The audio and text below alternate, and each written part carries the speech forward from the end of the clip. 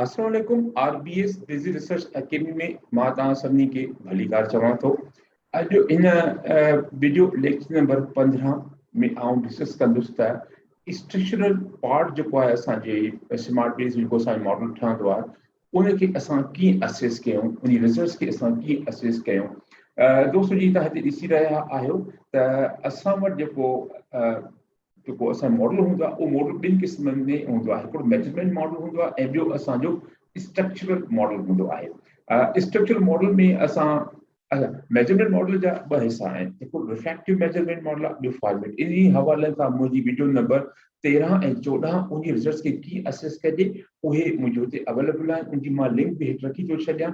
ऐं इन खां अलावा हिन में असां जेको ॿियो पार्ट आहे तव्हांजो स्ट्रक्चरल मॉडल उनखे कीअं असेस कजे, अॼु हिन पूरी वीडियो जो मक़सदु इहो आहे।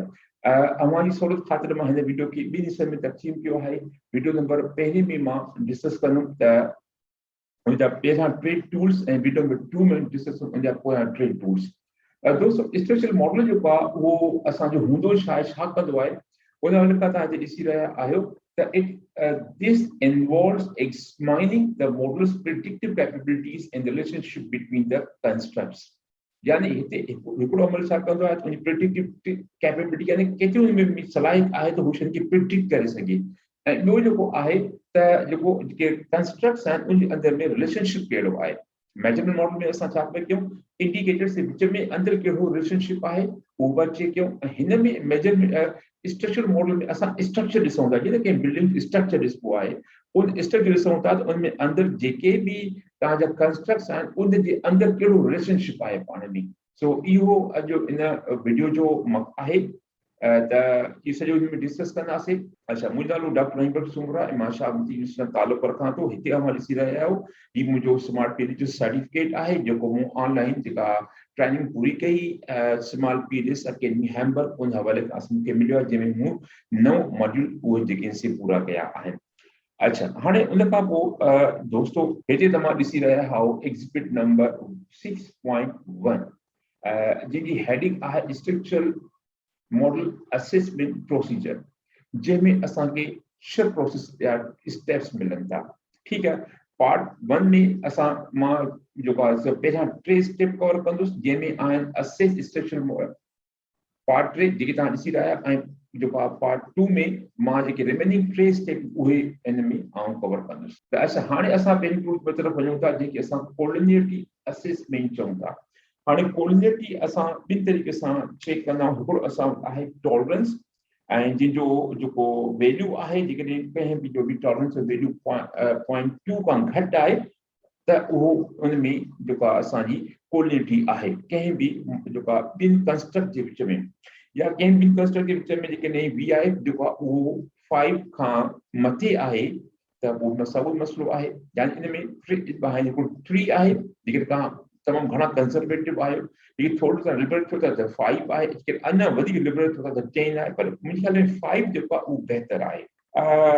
हाणे छा थींदो, if the critical level of the coordinate is indicated by the tolerance oblique VIF guidelines, one should consider the हाणे कॾहिं हिते तव्हां ॾिसो था त जेकॾहिं असांजी कोलिनियरिटी अची थी वञे ॿिनि कंस्ट्रक्ट जे विच में त पोइ छा कजे, त उनजो हल बि अव्हांजे साम्हूं आहे। त इन में चए थो त एलिमिनेट द कंस्ट्रक्ट, तव्हां कंस्ट्रक्ट खे मुकमल तौर एलिमिनेट करियो जेके ॿिनि कंस्ट्रक्ट जे विच में जेको हाई जेको आहे पंहिंजो कोलिनियरिटी आहे यानी पॉइंट यानी 5 खां मथे आहे त बहितर त हिकिड़ो कंस्ट्रक्ट तव्हां रीड करे छॾियो, या merge the predictors into the single construct, या उन मां कुझु हुन मां खणी करे ॿिन्ही खे तव्हां मर्ज करे छॾियो त जीअं हेठि सां मर्ज कयो त इन जेका कोलिनियरिटी आहे उहा 5 खां घटिजी वञे।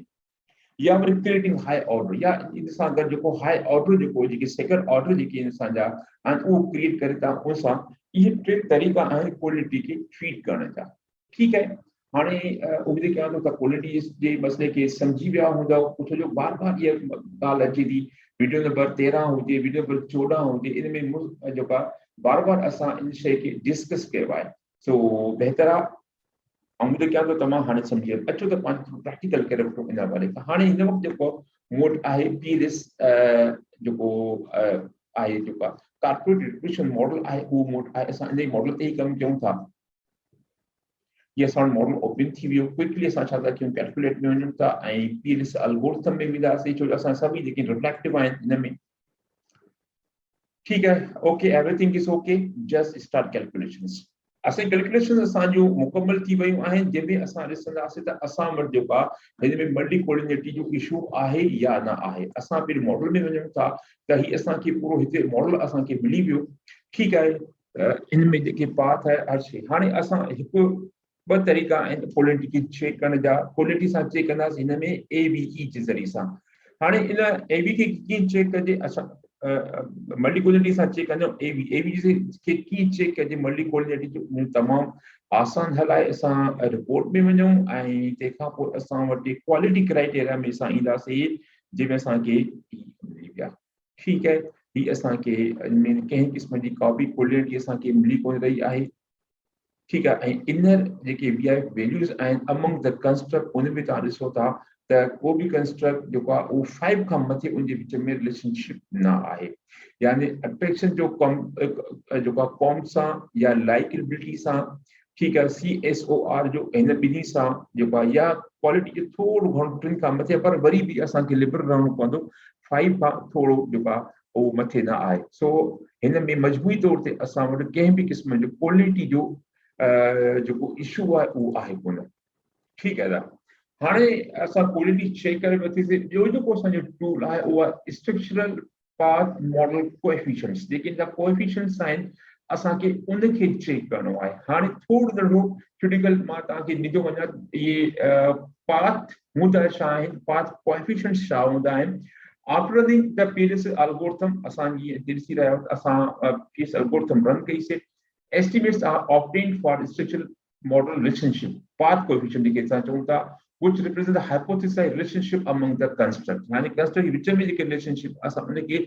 आहे उनके जेके hypothesized जेके relationship आहिनि असां उनके चलता हाणे हिन में असांजा उहो कहिड़ा आहिनि तमामु आसान आहे ही असांजो path coefficient आहिनि मुख़्तलिफ़ जेके 4 असांजा path coefficient ही path इनमें ही सभु असांजा जेके उहे path coefficients आहिनि जेके अमंग द जेके मुख़्तलिफ़ कंस्ट्रक्ट्स आहिनि उन जे विच में यादि रखो हिते असांखे पाथ मिलंदा आहिनि डायरेक्ट इनडायरेक्ट पाथ मिलंदा आहिनि ऐं टोटल पाथ इहे सभु असां हिन में करे वठंदासीं ठीकु आहे ही सभु असांजा पाथ थी विया अच्छा उन खां पोइ तव्हां हिते ॾिसी रहिया आहियो त हिन जो वैल्यू छा हुजणु घुरिजे The path coefficients have standardized values approximately between the -1 and +1. Values can be smaller or larger, but usually fall in the between these bounds. ये बात के साथ जो bounds हैं ने बीच में होता है, भले बचे हुए जन अवधि का. अच्छा इधर वाले का जो को जिके साथ जो positive relationship जिके साथ जो यानी को पांचों मिसाल ही तारीख सोदा 0.430 यानी जो को असां जो क्वालिटी ऐं कम जे विच में जेको असांजो पाथ आहे उहो 0.43 आहे जे मक़सद 43% जेको रिलेशनशिप आहे ऐं पॉजिटिव आहे छो इन अॾो को बि नेगेटिव साइन कि नेगेटिव साइन हुजे आहे त असां चऊं था there is a negative relationship between the quality and the COMP पर हिते पॉजिटिव आहे ठीकु आहे इहे असांजा पाथ अची विया हाणे वैल्यू असांजो उहो +1 खां -1 जे विच में आहे ठीकु आहे हाणे ॿियो छा ॾिसो था त whether a coefficient is significant ultimately depend on its standard error that is obtained by the means of the bootstrap हाणे असांखे कीअं ख़बर पए त जेको ही असांखे मिलियो आहे 0.430 इहो असांजो सिग्निफिकेंट आहे या न आहे या जेको असांखे ही मिलनि था मुख़्तलिफ़ पाथ मिलनि था इहे असांखे सिग्निफिकेंट आहिनि या न आहिनि इहा कीअं ख़बर पए त इन जे लाइ असां इन जो कढंदा आहियूं स्टैंडर्ड एरर तव्हां ॾिसी रहिया आहियो हिते असां स्टैंडर्ड एरर जे सां कढंदा आहियूं स्टैंडर्ड एरर असां बूटस्ट्रैपिंग जी मदद सां कंदा आहियूं जेको तव्हां मुंहिंजी पोइ जेका वीडियो आहे वीडियो नंबर 14 जे पार्ट 2 में मां उहो बूटस्ट्रैपिंग जी मेथड जेको डिस्कस कयो आहे टाइम मिले त तव्हां उहो ॾिसी वठो अच्छा हाणे बूटस्ट्रैपिंग में असांखे मिलंदो छा आहे तव्हां सीधो त bootstrapping standard error enable computing the empirical T values and the P values for structured path coefficient यानी path structured path coefficient जे विच में असांखे छा ॾींदो आहे P values बि ॾींदो आहे ऐं T values बि ॾींदो आहे अच्छा इनखे मां स्टैंडर्ड एरर खे जेको आहे डिस्कस कयो आहे पार्ट 2 में उन खां पोइ असांखे क्रिटिकल वैल्यूज़ मिलंदा आहिनि। क्रिटिकल वैल्यूज़ कॉमनली कहिड़ा असां इस्तेमालु कंदा आहियूं, तव्हांखे ख़बर त हूंदी, पर just to refresh your memory, काथे ॾिसी रहो commonly use critical values for two tail are 1.65 significance 10%, 1.96 significance 5%, and 2.57 significance is a 1%. So असां वटि टे हूंदा आहिनि, 90% 95 and 99%. ऐसे असां वन टेल में बि तव्हां ॾिसो था त 1.28, 1.65 and असांजो आहे 2.33 जेकी तव्हांजी सिग्निफिकेंस लेवल उहा 99 हुजे। अच्छा, वधीक असां जेको पंहिंजो पाथ जेको सिग्निफिकेंस केतिरी हुजे थोरो इहो बि मां बदिलनि ॿुधाईंदो हलां त मार्केटिंग में असां उनमी तौर ते तव्हां ॾिसी रहो त 5% असां रखंदा आहियूं मार्केटिंग जा जेकी बि आहे मैनेजमेंट साइंस में जेकी बि अचनि था तक़रीबन असां 5% ई हलंदो आहे। पर जेकॾहिं असां जेको आहे एक्सपर्ट रिसर्च आहे असां उन में कोशिशि कंदा त 10% या 90% कॉन्फिडेंट इंटरवल हुजे। अच्छा, ऐं उन खां अलावा जेके एक्सपेरिमेंट आहे त असां कोशिशि कंदा असांखे high level of the confident interval हुजे त जंहिंमें असां 99% असां उन में रखंदा आहियूं। सो इहे कुझु हुयो जेके असां जेका मुनासिब सम्झो त तव्हांखे मां इहो ॿुधाईंदो हलां त जी कॉन्फिडेंट इंटरवल असांजो कहिड़े कैटेगरीज़ आहिनि। ठीक है, उन खां पोइ after explaining significance relation it is important to assess the relevance बि त चेक करणी आहे त सिग्निफिकेंट आहे या न आहे, उहो त ख़बर पइजी वई असांखे सिग्निफिकेंट असां उनजे बूटस्ट्रैपिंग में वञी करे इंस्टेंट एरर जी ज़रिए सां करे सघूं था। बहरहाल असां ॾिसूं त रेलेवेंट आहे या न आहे। तो इन हवाले खां असां छा कंदा आहियूं त असांजी रिलेटिव जेका इनजी आहे असां इन में टोटल इफेक्ट असां कढंदा आहियूं। टोटल इफेक्ट्स असां छा हूंदो आहे इन हवाले खां मां तव्हांखे अॻिले वीडियो में तव्हां सम्झां त असां वटि पाथ एनालिसिस जा हिकिड़ो डायरेक्ट हूंदो आहे, हिकिड़ो इनडायरेक्ट हूंदो आहे ऐं हिकिड़ो टोटल इफेक्ट हूंदो आहे। हाणे असां जॾहिं पाथ डायरेक्ट इनडायरेक्ट पाथ खे मिलाईंदा आहियूं त असांखे टोटल इफेक्ट मिलंदो आहे। तो इन हवाले खां तव्हां हिते ॾिसो था त ओके ही पाथ आहिनि असांजा, ठीकु आहे, जंहिंमें असांजा ही पाथ कोएफिशिएंट असांखे मिली विया, असां हिनखे चवंदासीं इनडायरेक्ट। ठीकु आहे, त हिते तव्हां ॾिसो था त असांखे इनडायरेक्ट ही आहे। मिसाल असांजो प्रेफरेंस जो इम्पैक्ट आहे कंप्यूटेशन ते ऐं जेको आहे ठीकु आहे असां प्रेफरेंस इम्पैक्ट सां सम्झाऊं CUSL जे थ्रू जेको आहे कंप्यूटेशन। सो हाणे ही असांजो 0.074 ही असांजो इनडायरेक्ट इफेक्ट आहे। ठीकु आहे, सो इहे सभु असांजा इनडायरेक्ट इफेक्ट असांखे इनखे बि ॾिसणु घुरिजे त भाई इनडायरेक्ट इफेक्ट ॾाढो ही जेको आहे घटि आहे। उन खां पोइ असांजो टोटल इफेक्ट आहे, उहो टोटल इफेक्ट बि जेको असांजो वरी असां छा कंदा आहियूं त डायरेक्ट इनडायरेक्ट मिलाए करे असां टोटल इफेक्ट कंदा आहियूं। इहे रिलेटिव जेको रेलेवेंस टेस्ट ते चेक करण जे लाइ इहे शयूं असां इस्तेमालु कंदा आहियूं। तो हिते जेको असां इहे डिस्कस करे चुकासीं ऐं आख़िरी जेको टूल आहे हिन वीडियो में उहो असांजे वीडियो में आहे कोएफिशिएंट ऑफ द डिटर्मिनेशन जेके असां R² चऊं था। तव्हां ॾिसी रहिया आहियो त जेको R² आहे उहो जेको मोस्टली तमामु घणो इस्तेमालु थींदो आहे। ठीक है, उन खां अलावा ॿियो ॾिसो था त coefficient represent the exogenous latent variable combined effect on the endogenous latent variable. यानी एक्सोजीनियस वेरिएबल या इंडिपेंडेंट वेरिएबल जो कंबाइंड इफेक्ट असां एंडोजीनियस यानी डिपेंडेंट वेरिएबल ते असां इनखे R² चऊं था। That is the coefficient that represent amounts of the variance in the endogenous construct explained by the all inclusive link to it जेके असां लॻा पिया आहिनि। एंड ही डेफिनेशन हुई असांजे R² जी। अच्छा, उन खां पोइ असां ॾिसंदासीं त R² जो जेको वैल्यू केतिरो R² जो वैल्यू तव्हां ॾिसी रहिया आहियो उहो रेंज जेका 0 to 1 हूंदी आहे, जेतिरी वधीक हूंदी ओतिरो वधीक बहितर आहे। उन खां पोइ वरी असां R² मुख़्तलिफ़ जेको असांजा उलूम आहिनि जेके आहिनि उन में कीअं इस्तेमालु थींदो आहे। मिसाल स्कॉलर रिसर्च आहे जेका मार्केटिंग में आहे त उन में असांजो आहे त R² value 75, 0.75, 0.5, 0.25 for endogenous latent variable can as a rule of thumb be respectively desired as a substantial, moderate and weak। यानी जेको असांजो 0.75 आहे तमामु वॾो असर जो कंट्रीब्यूशन आहे, 0.5 मॉडरेट आहे ऐं 0.25 जेको वीक आहे। मतलब इन मां ज़ाहिर इहो थो त जेकॾहिं असांजी R² जो वैल्यू 0.25 या इन खां मथे आहे त इहो बहितर आहे घटि में घटि। ठीकु आहे, हिकिड़ो मॉडरेट आहे, पर जेकॾहिं 0.25 खां बि घटि आहे त पोइ R² जो कंट्रीब्यूशन आहे उहो तमामु घटि आहे, वीक आहे। ठीकु आहे, अचो त हाणे असां पंहिंजे प्रैक्टिकल तरफ़ वञूं था। तमामु असांजा रिज़ल्ट असांजे अॻे में आहिनि ऐं सिर्फ़ु हिन में वेंदासीं त एवरेज कंस्ट्रक्ट में वञी करे असां पंहिंजो R² ॾिसो था उहो आहिनि। क्लिक कंदासीं त असांखे R हाणे R स्क्वायर दोस्तों इहो लाज़मी ॼाणो त R स्क्वायर जेकी उहो असांजी डिपेंडेंट वेरिएबल जे मथां असांजी ज़ाहिर थींदियूं आहिनि। मिसाल ही तव्हां ॾिसो था 3-4 असांजा डिपेंडेंट वेरिएबल आहिनि ऐं ही हिन में तव्हांखे कंहिं क़िस्म जो को वैल्यू नथो मिली वञे, ठीकु आहे, या थी सघे थो तव्हांखे किथे को 0.000 मिली 0.00 जो को मक़सदु कोन्हे, ठीकु आहे, यानी R स्क्वायर जेको आहे उहो डिपेंडेंट वेरिएबल जे मथां ई ईंदो आहे, इंडिपेंडेंट वेरिएबल जे मथां न ईंदो आहे, ठीकु आहे।